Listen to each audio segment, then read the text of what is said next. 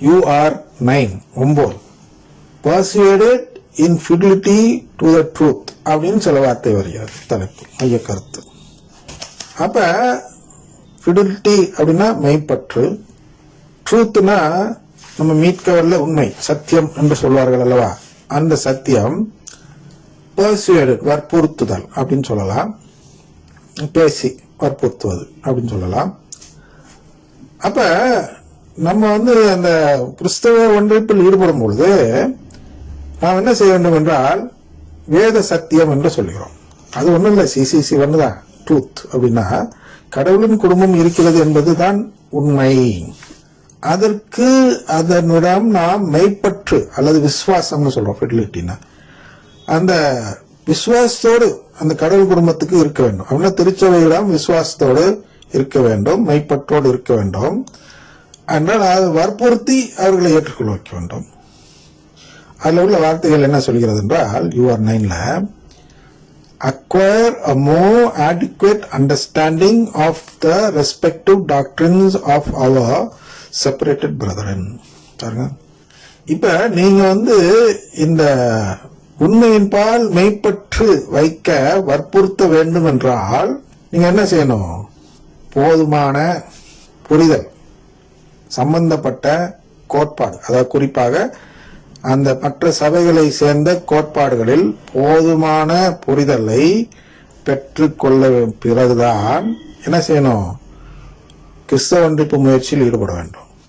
எனவே யாராவது கிறிஸ்தவ ஒன்றிப்பு முயற்சியில் ஈடுபட வேண்டும் என்றால் UR 9 படி என்ன செய்ய வேண்டும் என்றால், முதல்ல இந்த 95 குற்றச்சாட்டுகள், மார்ட்டின் லூத்தரின் 95 குற்றச்சாட்டுகள் இருக்கிறது அல்லவா, அதற்கு ஒரு சரியான விளக்கம் தர தெரிஞ்சிருக்கணும்.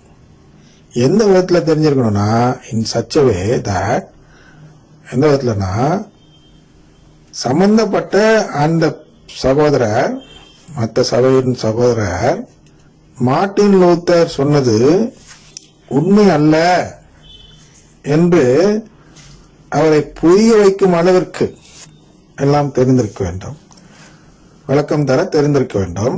அதாவது 2 தெசலோனிக்கர் 2:10 வாசிச்சீங்கன்னா அதை சொல்லுகிறது. எதை சொல்லும் என்றால், மீட்கவல்ல உண்மையின் பால் ஆர்வம் காட்ட மறுப்பது மார்ட்டின் லூத்தர் என்று சொல்கிறது அல்லவா.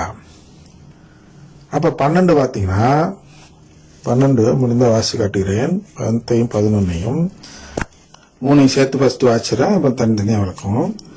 10 அழிந்து போகிறவர்களை முற்றிலும் ஏமாற்றி தீங்கிழைப்பான், ஏனெனில் அவர்கள் தங்களை மீட்கவல்ல உண்மையின் பால் ஆர்வம் காட்ட மறுத்தனர். ஆகவே பொய்யானதை அவர்கள் நம்பும் வண்ணம் கடவுள் அவர்களை வஞ்சகாற்றலுக்கு உட்படுத்தினார். இவ்வாறு உண்மையை பற்றி கொண்டு வாழாது தீமையில் இன்பம் காணும் அனைவரும் தீர்ப்புக்குள்ளாவர்.